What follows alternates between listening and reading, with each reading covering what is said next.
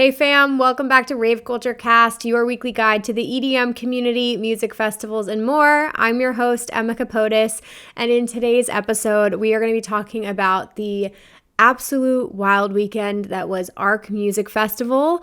3 days, 3 after parties. We fully lived it up and had an incredible weekend. So in this episode, I'm going to be spilling all the tea, letting you guys know what improvements were made this year, my pros and cons list, the best sets, all my festival highlights, and all of the basically shit that went on behind the scenes that you guys didn't see in some of the vlogs. So if you're ready to hear all that there is to hear about ARC Music Festival, then go grab a drink, grab a snack, settle in, and let's get started.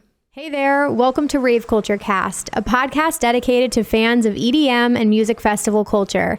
My name is Emma Capotis, a festival fanatic and dance music enthusiast who turned my passion for raving into an online career working with some of the biggest names in the industry. Festival tips, advice, hot topics, industry news, music, and more are all discussed here. Think of me as your unofficial rave mom, here to help you navigate the EDM community and festival world.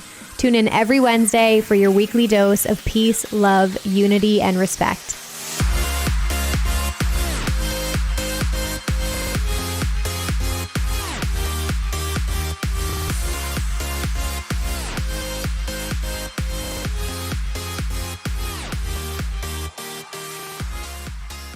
Alrighty, you guys, welcome back to the podcast. I am super excited that you are all here. If you are new to Rave Culture Cast, welcome. If you are not, then you guys may know that this was my second year attending ARC Music Festival. Big fan of this festival. It is only the second year that it's happened, so last year was the first one, and I did do a review last year, but this year I'm definitely going to get into like the nitty-gritty details. I'm going to give you some festival highlights because so much went down this year. We had 3 days full of house and techno. I went to after parties every single night, got to do some interviews with some artists this year. So it was definitely an improvement from last year, and there was a lot that happened. So we're going to go over all of that in today's episode. I hope that these reviews help you guys get a better picture of what these events are like. I definitely like to tell you everything that's happened. Like I said, you'll get my cons list too, because there's always stuff that festivals can improve, and that's why I do these. So that's everything that's in store for you today. At the end of the episode, of course, I will have my Rave Culture Cast recap where I will let you know what's going on in the festival and EDM space, all the news that's been happening. So I'm going to take a drink of my glass of wine because it's Sunday night. I'm in my ARC hoodie. I'm like cozy. It's raining outside. So tonight is like a vibe, and I feel very much comfortable, and I'm ready to just like share all the things that have been going on with my friends. So get excited. Okay, we're having white wine tonight. It's a vibe. It's football Sunday. I'm having a great day. All right, so let's dive into festival highlights. I'm going to do this a little bit differently. I'm kind of just going to give you guys like top level stuff that went down. But if you didn't know, really quickly, some background on ARC.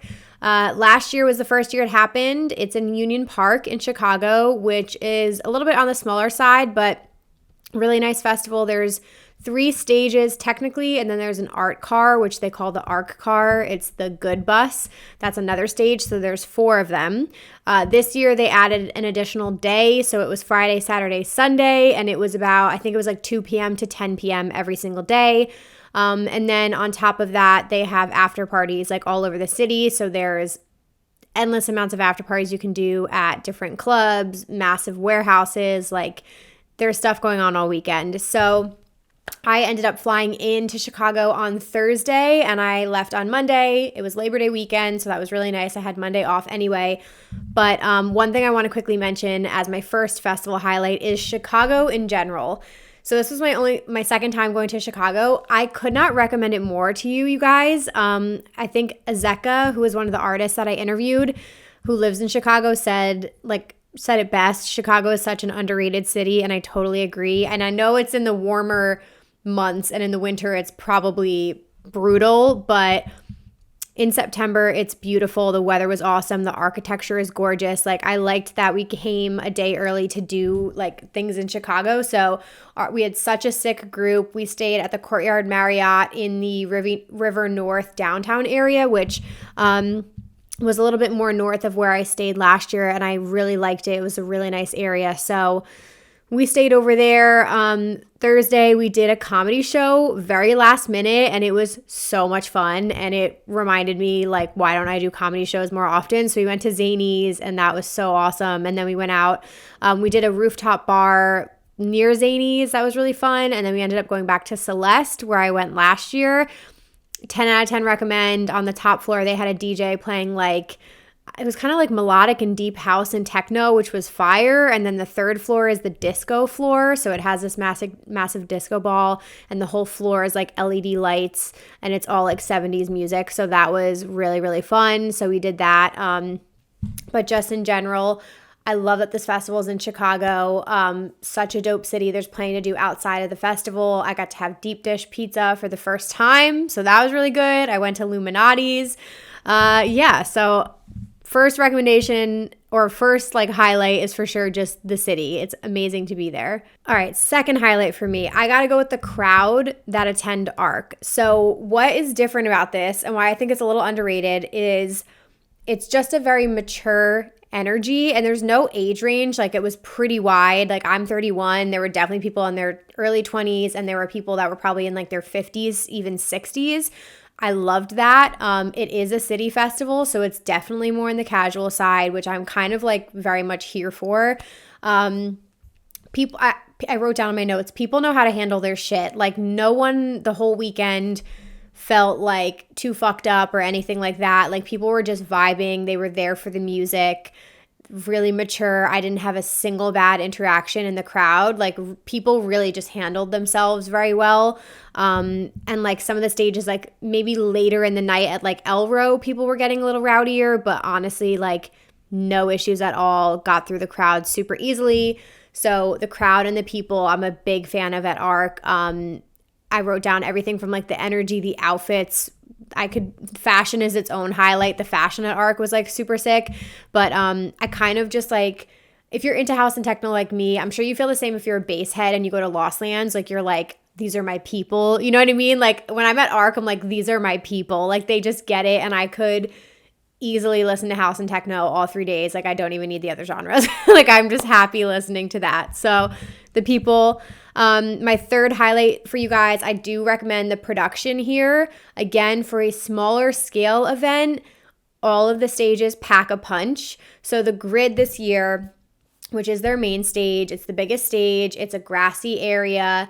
They have these like shipping containers, and then they like reworked the design this year. So they added like LED screens. I think it was like 3 on each side or 2 on each side. Awesome lighting, awesome lasers. They had pyro this year, which was sick. The sound quality at all of the stages is so fucking good, you guys. Like, even if you're if you have VIP, there are like elevated platforms all the way at the back of the grid that like overlook the whole stage area. Even when you're up there, it's like loud. So I loved the sound quality was amazing. Like, when I was at Carl Cox and Charlotte DeWitt, it was sounding fantastic. Then they have the Elro 10, which it's so special that you get like 3 days of Elro at this event. Like, not a lot of festivals, like at all do that, especially in the United States. So the Elro 10 is sick. Like, it's a different theme every year. It's fully immersive. The whole roof, like ceiling, is decorated. There are stilt walkers, performers, confetti blasts every hour, like all kinds of crazy shit, like inflatable pool floaties that they like throw into the crowd. So if you've like never experienced Elro, which some of my group hadn't, like seeing their face for the first time, everyone's face is just like, what the hell is going on? Like, everyone's so amazed by it. So Elro is super dope. Then I went to Expansions, which is kind of like, I guess, their secondary stage, but that is where a lot of the techno is. And then I think one of the days it was like all house. I think Saturday it was all house. It's a little bit on the smaller side, but this year I felt like I got the full effect of the Expansion stage, because last year I was stood in the VIP area, which is off to like stage left. And when you're in VIP, you really get the side of the stage. And this year I was like front and center. So I saw it like fully on, and the lighting and the lasers and the sound quality, it's like really beautiful. So it's more of like, kind of gives me more like Tulum, like beachy tropical vibes, that it's like decorated with like leaves and stuff. So that was gorgeous. Really big fan of that one. And then lastly was the ARC car, like I mentioned, which is the good bus. And this year, one thing that they changed is last year the DJs performed on top of the bus. This year they moved them, so the bus was kind of like the back of the small area, and then the DJ was on the ground on like the opposite side of the bus. And then for Deepfake, who was the last set I saw of the whole festival, they performed on top of the bus. But that was the only DJ that I saw up there. Again, literally blew my eardrums out how loud it was. I had to wear earplugs in there. It was insanely loud. It's going to be one of my cons. I'll talk about it in a little bit. The sound bleed there was pretty bad, but once you were like in the middle of that like area, that's really like all you heard. So production, they do a great job. They know what the heck they're doing there. Okay, so another highlight I want to mention to you guys too, it's super easy to navigate ARC, and I think just from like speaking to my friends who went for the first time this year, they also agreed. They were like, wow, it's so easy to bounce from stage to stage, so you can totally split sets. I ran into people multiple times all weekend. Like even if you split up, you can easily find somebody, so that was really nice. Or like I just happened to bump into like some of my subscribers multiple times. So it's very easy to navigate, which I kind of prefer. And then the caliber of talent, like let's chat about this for a second. So again, if you're into this type of music, the lineup is curated so well. Like you have some of the biggest names in the world. Like you have like Carl Cox and Charlotte DeWitt, and you've got Chris Lake playing and Fatboy Slim, like absolutely insane. And then you have like people like DJ Tennis, who I got to see for the first time, who was absolutely fire. And then you have like Danny Deal said it herself, like living legends walking around you. You have Derek Carter, you have Honey Dijon, you have Richie Houghton playing, like people who literally, like Acid Polly, people who made genres, like literally were inventors of like acid house and techno and things like that. So, and the diversity on the lineup is amazing as well. So it's just like really cool to see such respectable DJs, and you can tell that the artists themselves are like so impressed to even be on the lineup. So it's really cool. You get a mix of genres under house and techno. So I got to see like a bunch of different like types of house artists, which was cool. It was just a really nice mix. So big fan of that. I wrote down like the next festival I have on my bucket list is Crossed, because I heard it's a very similar vibe and kind of similar lineup. Another highlight for me was the artist interviews that I got to do. So this was a really special thing that happened this year that was different, because last year I went on behalf of Gray Area, which is a company I worked for, and I assisted with some interviews. But this year I like actually got to be on camera because I applied for a media pass through Rave Cast, and I got one, which was really cool. So I interviewed Deepfake, who is a techno act from Detroit. I interviewed Azeka, Danny Deal, and Good Sex, and unfortunately the audio did not work and my video stopped recording during Good Sex interview, so that one was corrupt. So I'm going to try and record with them again, but all the other interviews are up on my channel, so you guys can see how those all went. But yeah, I was just really proud of myself because I had to like bring all my own equipment, test everything, and I was so nervous that something was going to go wrong, which something did, and it happens, but everything else went well. 3 out of 4 went really well, and I was just really proud of myself. So I want to do more of that. I hope you guys like it. Definitely let me know, because I live in New Jersey, so it's really hard for me to have, like, I'm not going to have people in my house to record interviews with. They're not going to come to Jersey. So my opportunity to do in-person stuff is definitely at festivals. So I definitely want to do more of this like short form in-person interview style. So let me know if you guys like that. We did have one incident I want to talk about that happened on Sunday, but the staff was extremely helpful. So basically, I brought my friend Ryan with me, who Ryan had a VIP pass, but she did not have an artist guest pass, and those areas are separate. So she basically was able to get in like the artist area with me because like basically like the security guards just didn't even check her pass. And then she came to help me with one of my interviews, which was in this like hotel. That went amazing. I was so grateful that she could come help me. And then we tried to go back into the festival and realized that she would not be able to get into the artist area again because they were like really checking your passes to go back inside. So she was like, oh, I'll just go around to the front entrance and I'll just enter the festival again. I'm going to take a sip of wine for this one. So that didn't work out as planned. We both kind of were like, maybe that's not going to work, but we don't really have another option. So she goes around to the front. I go into another interview for another like 30 minutes. And then I come out of the interview and I have all these texts and calls from her. And she was so upset. And they basically went to scan her wristband and they were like, you already scanned in today. There's no reentry. So just know that next year, you guys, there's no reentry. If you leave and come back, like you are going to be in big trouble. So she ended up like standing outside the festival for like 45 minutes crying. And finally, I think they just like caved and gave her a new band or something along those lines, because she showed them the footage. She was like, I was literally helping my friend do an interview, like I promise.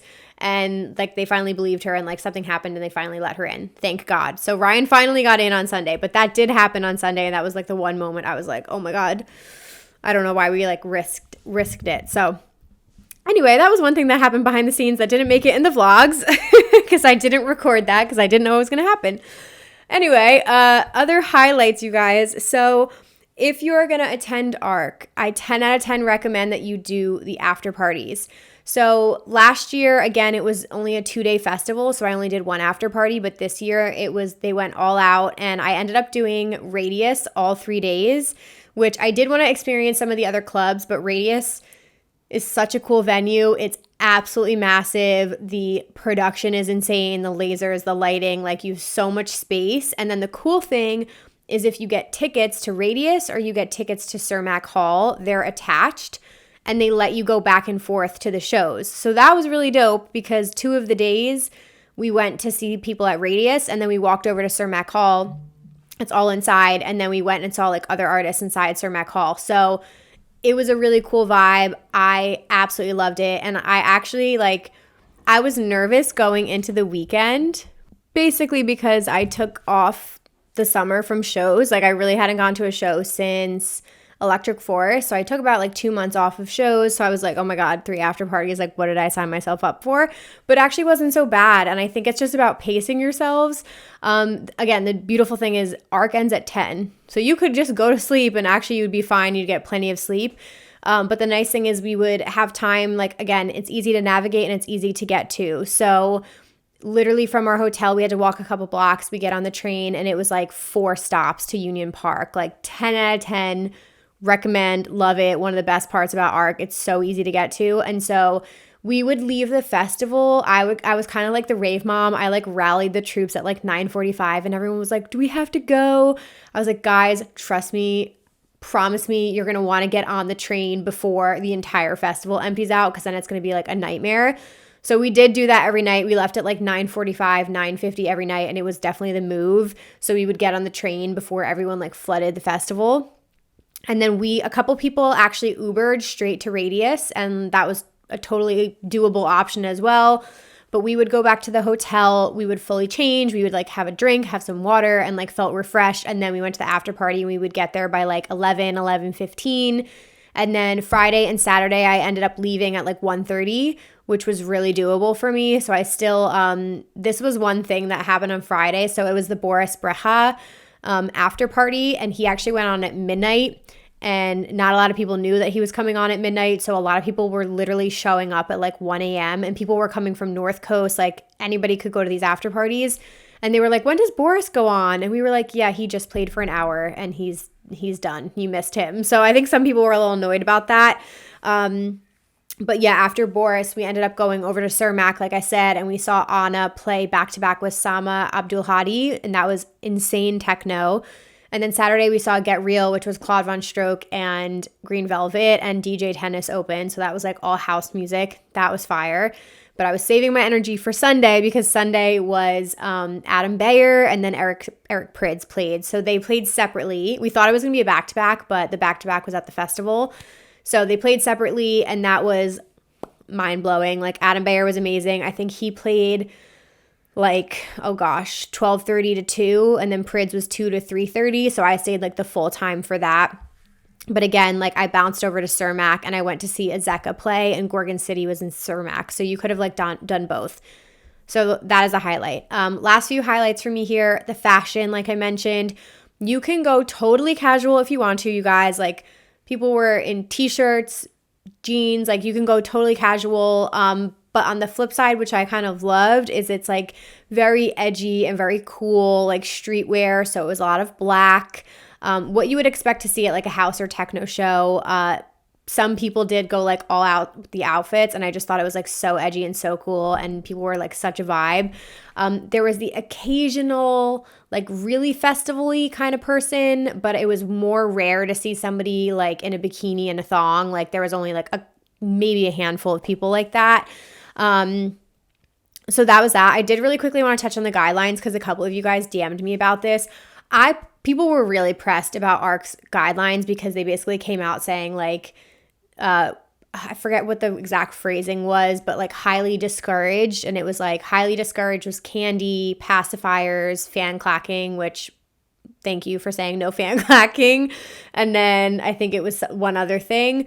I agree. I think the wording that they put in their message was definitely like sassy as fuck. And I think that's like their branding in general, because if you go on their Twitter, like they are definitely like not mincing words. So I think they overdid it a little bit with their wording, and I agree with people being upset. But if you go there, like it does not affect the vibes at all. Like fuck the guidelines. Don't worry about the guidelines. Like you can literally do whatever you want to do. There are plenty of people in candy. Some of my friends wore candy. They wore glitter. Like no one cared. It did not affect the vibes at all. Like there were still occasional flow toys there. I think they were just trying to say like it's not an EDC. You know what I mean? Like it's not an overly plur candy kind of festival, I think is what they meant to say. They just didn't say it that well.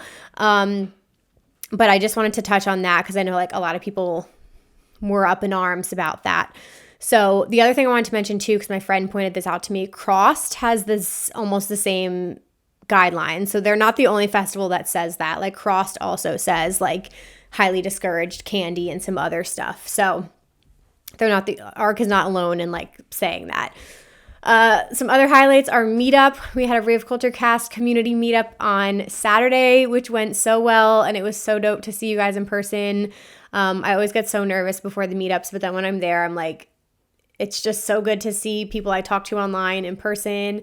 And I got my new stickers this year, so I got to give some stickers out, and we took a picture, so that is all in the vlog. But if we got to meet, thank you guys again for coming out to the meetup. That was so much fun. Some other highlights here. The last one I'll say is the VIP experience. So what I'll say about this is it's kind of like it depends on your budget. You could do GA and be totally fine at this festival. Again, it's not that big of an event, but for the amenities, it could be worth it. So I had an artist guest pass, so that kind of got me everywhere, which was really nice.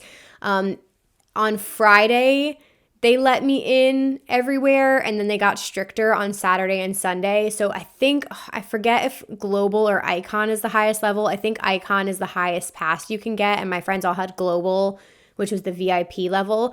There are certain areas that are Icon only, and I think in those areas, I got to go in them with the artist guest pass because they gave you free lockers. So that was so dope. So the first day when I went in the Icon entrance, they had lockers for free. So I totally took advantage of that and kept like all my equipment in there. So that was really nice. And then in the Icon area, they had like this 360-degree photo booth on Friday and Saturday. And then they had like a couple food vendors that were totally free. So I got like a couple sushi rolls totally free. And I think they had tacos and pizza.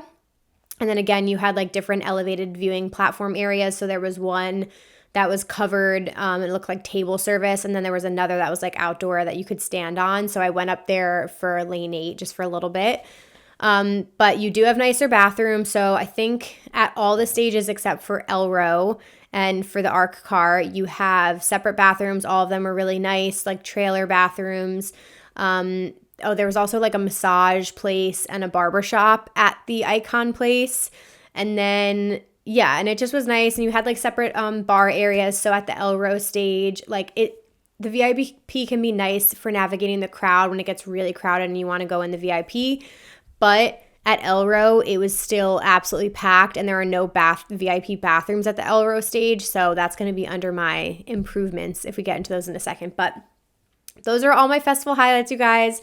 Go check out the vlogs to see even more on top of that. But I want to take a super quick break here to share a message from one of the podcast friends, and then we will get into my favorite sets.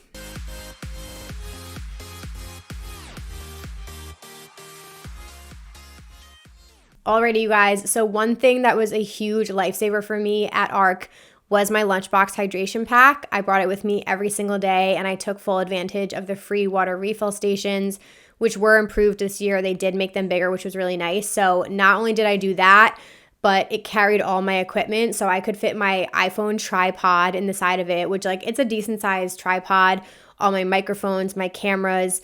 It's an anti-theft bag. So literally have no worries in my mind that like all of my stuff is going to be fine. I've been using it for years. So if you want to have the same peace of mind, 10 out of 10 recommend getting the Lunchbox hydration pack.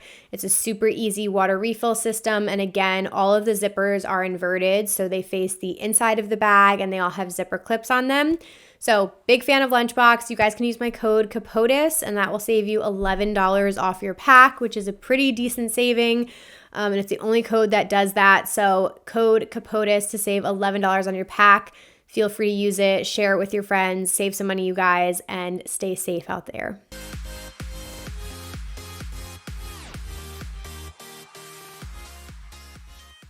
Alrighty, so let's go through best sets really quickly. So I'm going to go from 10 to 1. It was kind of hard to pick, but I actually, when I was looking at this, I didn't see a lot of sets in their like entirety. I was bouncing around a lot just because I had a lot to see and I wanted to get a lot of content and I was like doing interviews and things like that. But number 10, I put either Lane 8 or Chris Lake. I couldn't decide. I only saw half of both of their sets. So both were amazing. Chris Lake was in the Elro tent, which was just awesome to see. It was just so packed and so hot, so I couldn't stay for the whole thing. And then Lane 8, it was a really special moment because I got to go in front of the stage to get some content, but I only got to see half of him, but what I saw was amazing. And then number 9 was Clooney. Big fan of his music. He's an awesome tech house DJ. I think he was earlier in the day, and it was just such a vibe. We had a really good time dancing at his set. He played a lot of good edits, so I loved that. Number 8 was Deepfake, which I mentioned. I got to interview them. They don't talk at all. Their identities are hidden, but they throw down, you guys. Like, they are from Detroit. It's such hard techno. It's so fucking good. They were the last set. We closed out ARC with them, and they played on top of the Good Bus. Such a vibe. They had really cool lasers on that stage, like awesome. So it was cool to see them play. Number 7 was Azeka. I also got to interview her. I actually had heard of her pretty much in the last like 2 months because I was just researching the ARC lineup and then discovered her. She opened the main stage on Sunday. She plays a little bit of house and techno, but it's got like a darker, sexier vibe, and it was just a really fun set. And then I got to see her play at the after party too. So I left ARC being like a big fan of hers and Deepfakes, so I was pumped to see new artists at this festival. Number 6 for me was Gorgon City. They're one of my favorite artists, and I really enjoyed their set. A lot of artists like leaned into the fact that it was a house and techno festival, so a lot of house artists played techno, and Gorgon City played more techno than like they normally would. But I still got to hear like some of my favorite songs, which just make my heart happy. So that was really amazing. Number 5 was Vintage Culture. If you watched my Best of EDM, I think it was 2021, you know he was my top producer of the year, and I love him so much, but I haven't seen him in a minute, and he played so many IDs, or at least to me, were new tracks that I haven't heard him play, and I was just like, I was eating my deep dish pizza, just like vibing to Vintage Culture, so that was amazing. 4 was Anna. I'm going to go with Anna, actually. I think I've never seen her play. I've been talking about it for a long time. She was just so good. She was at the expansion stage. It was like 7 p.m., so like the sun had gone down. She played Opus in her set. It was just bomb. It was bomb.com. Girls, like techno vibe is just absolutely insane. So she was fire. And then I got to see her again at the after party that night. And then my top 3, I got to go with Fatboy Slim. Also, my first time seeing him. He came out to Queen, and then he went straight into Eat, Sleep, Rave, Repeat, and I almost lost my damn mind. Like, it was so fun, and it reminded, like, all of us just collectively were in the Elro tent. It was just, like, feel-good music. Like, it felt like he obviously is like just truly playing to the crowd and reading the crowd. Like, he plays more songs you would know, like actually mixing in like recognizable songs. Like, he played Fisher at one point. Oh God, what else did he play? He just like threw in so many random edits, and I was like, this is fucking fire. I love Fatboy Slim. So that was amazing. Number 2, it was tough to pick 1 and 2, but 2's got to go to Carl Cox. The Carl Cox into Charlotte DeWitt, just like 3.5 hour sets, were like my favorite part of the whole weekend. So Carl Cox came on and he was on main stage, and it was just such a vibe. I literally got really drunk during that set, and I just kept asking everybody if they like Cox. It was just like it's a problem. So it's in the vlog if you guys want to see that. But he's amazing. And then Charlotte DeWitt came on after him, and she's my number one. Like, I think that might have been my first time seeing like a full Charlotte set, unless it was EDC Vegas. But her music on the Grid's sound system, and just hearing just like driving techno in your face, and like Age of Love, like mind blown. All of us were like sweating and dying. So those are all my top sets from ARC. Now I just want to quickly go over my pros and cons list just to wrap things up for you guys. So these would be my pros of ARC and why I would recommend you go to ARC. But I'm going to take a sip of wine first. Okay, I need to regroup here. So collectively, mature crowd. The crowd is great. I couldn't recommend it more. Very friendly, no issues with anyone. Everyone handles their shit. Big pro for me. Lineup.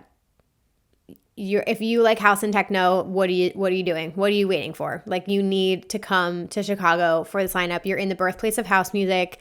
So many good artists are going to come through. And it was actually really cool just like walking around backstage. There were so many artists not even playing the lineup that were there to see the caliber of talent on this lineup. So that was dope. Number 3 pro, longer sets. I didn't touch on that yet, but as it got later in the day, a lot of the artists had 90-minute or 2-hour sets. Like the big headliners had 2-hour sets. Amazing. House and techno artists need 2 hours, if that. Like, that's a minimum. So longer sets are amazing. Elro. The Elro stage is a favorite. It is so cool that you have that option. It's so much fun. Seeing people's reactions to it is the best thing ever.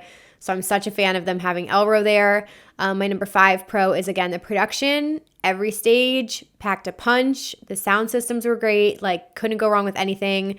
Number 6, super easy to get to. Like I said, I'm trying to think, like, out of all the festivals I've ever done, I don't have to deal with rideshare. I can literally walk a couple blocks, hop on the train, be there in 4 stops, leave. Like, it's just the easiest process, and it makes it so nice that you can give yourself 15 minutes to get to the festival and you're there.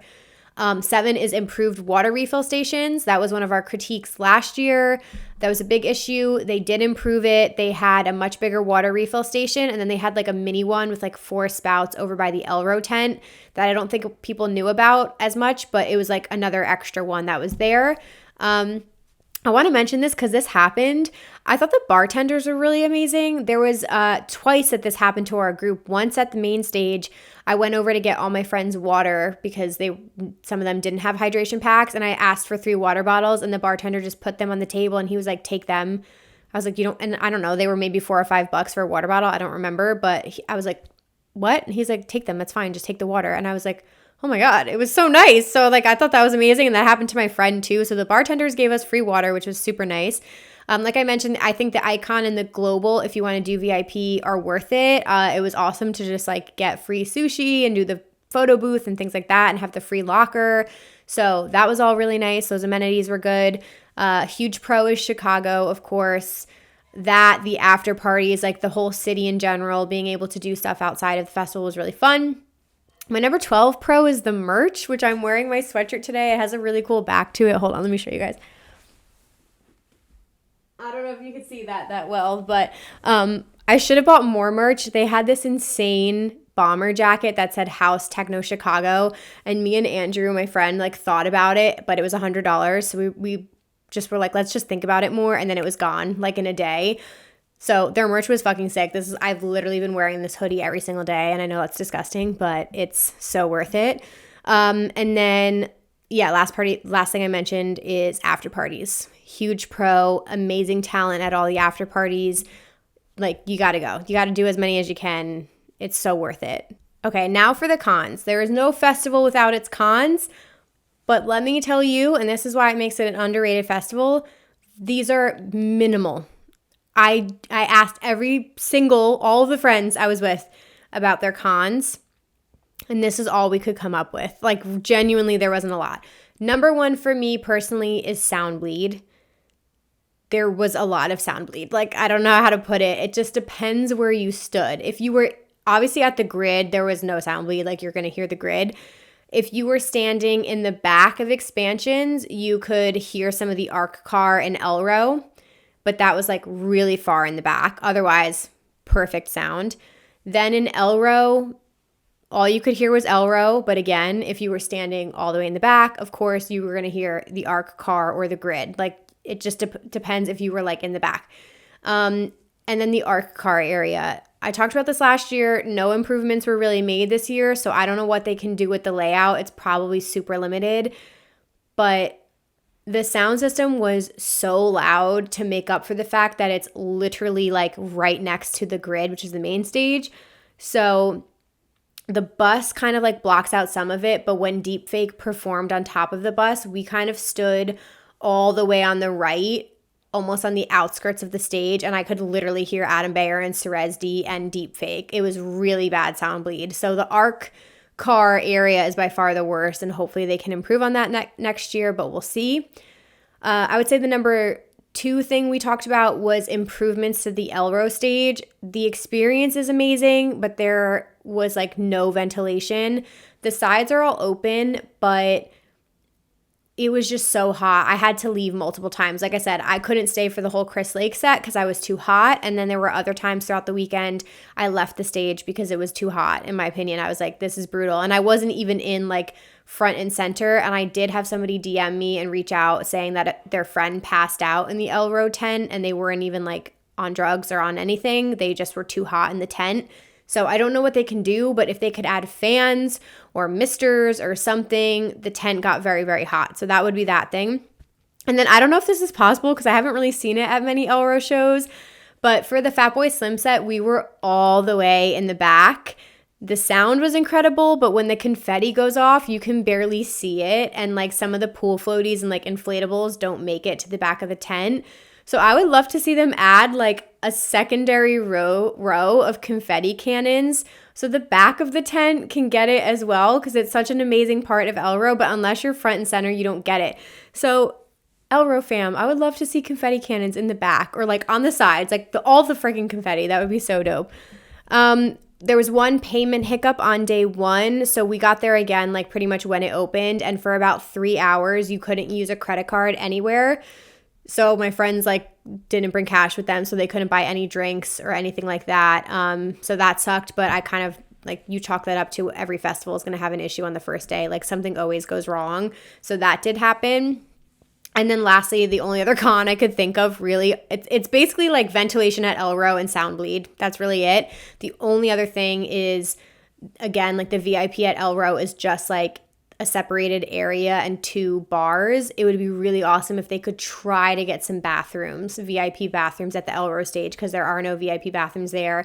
The closest ones are all the GA porta potties by Elro, which get really busy. So that's literally all I could come up with for the cons, you guys.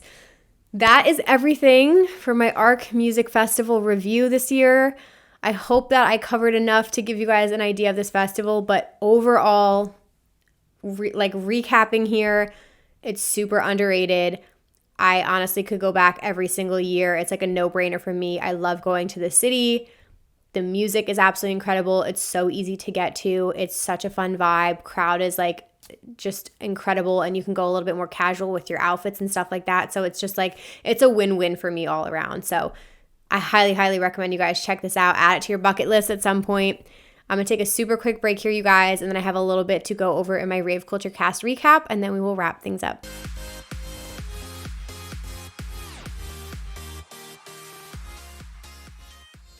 All right, fam. So here is what we have in our recap. And again, if you guys want to connect with us really quickly, let me just mention we are on all socials at Rave Culture Cast. So come give us a follow. We're on TikTok, Instagram, Twitter, all of the things. We have an amazing Facebook group community as well, and a Discord, which has been so much fun. So definitely come connect with us, rate, review, do all the things. Now let's jump into our announcements. So we have a bunch of stuff getting announced for 2023 already. No surprise there. So Forbidden Kingdom is going to be back. June 9th and 10th, and this is in the Orlando Amphitheater in Central Florida Fairgrounds. So that has been announced. Shambhala also announced their dates for next year. It's going to be back, I think, let me see. Well, tickets are already on sale on the 15th, so those should be out, but it's July 21st through the 24th. This one's on my list for next year. I haven't planned anything. I'm like starting to think about what I will do next year. Crossed is on my list, and then if I can't make Electric Forest because I may have a friend's wedding that weekend, Shambhala is another one that I have in mind because it's a similar vibe, but it's smaller and it's a big camping festival in Canada. So that's July 21st through the 24th. TBD on that. Tomorrowland Winter is back March 18th through the 25th. So different packages, 4-day and 7-day packages are on sale. That one looks amazing. I don't think I could afford that, or I don't know if I'd make the trip out there, but if you're local, that one sounds dope. We have another New Year's Eve festival announcement. So Hijinks, which is pretty much like in the tri-state area, like one of the only New Year's events we have. But this one's a really big one for Basehead. So this is December 29th and 30th at the Pennsylvania Convention Center in Philly. And headliners are DJ Snake, Flume, Ganja White Night, Gigantic Nightmare, Grizz back-to-back, Zed's Dead, and Rez. So you got some cool stuff on there. You have a couple house artists there too. And then I think, one other festival announcement. So Deadmau5 and Cascade are actually going to be doing a show together. It's going to be Sun Soaked and Friends, which is Cascade's series that he does. But this time it's going to be, you're definitely going to get some KX5 sets, which is cool because it says 3 sets from Deadmau5, 3 sets from Cascade, and then Deadmau5 is another headliner. So I'm assuming we'll get a KX5. You also have Adventure Club, Green Velvet, Jay Wara, Laid Back Luke, Mala, Test Pilot, William Black, and that is an all-inclusive destination festival December 16th, 17th, and 18th, and that is in Cancun. So that sounds super dope. And then we have a teaser from Millennium that he's going to be dropping a new album, which is super exciting. And I think we have a new single from it, From the Ashes is out on 9/16, but no other information on the album yet. So I will keep you guys posted on all of that. And then my last announcement, another album announcement, KX5 is going to be coming out with an album. So I'm assuming you're probably going to I can't talk anymore. It's been a long day. I'm assuming you're going to get a lot of the KX5 album at Sun Soaked if you guys do that festival. So that will be really, really cool. I can't wait to share my episode with you at the end of the year. I do it every year. If you guys have been here for a while, but I always do my best of like EDM or my best of dance music. It's my last episode of the year, and I always review the year in music, and I share with you like my top artists and my top songs, and I pull all of you guys and ask you what you think. And so it's really fun to just recap the year, and I feel like KX5 is definitely going to be on that list because it's just such a cool project that's come out this year. So stay tuned for that. If you guys aren't already subscribed, do all the things so you don't miss out on new episodes coming out. The best thing you can do to support this podcast is tell a friend, share a link, write a review. All of those little things add up and really help me out. So thank you guys for doing it. I hope you enjoyed everything. I will link my ARC vlogs in this episode if you guys want to go like watch it and like see the sets and hear everything, because it was a really good time and I had a lot of fun editing those. So that is what's up, you guys. I'm gonna let you go here. The only last thing I have to say, if you made it till the end here, I am gonna be at Imagine Music Festival this weekend, which was totally not on my bingo card this year, and it was not planned, but I am gonna be working the festival with Beatbox. So I will be working at the Beatbox booth at the campgrounds. If you're camping, come say hi. Otherwise, I will see you inside the festival. No meetups planned this time because I'm working, but I will hopefully see you guys walking around. So thank you guys for listening. I hope you have an amazing week this week. Appreciate you being here, and I will see you next Wednesday with a new episode. Bye, guys.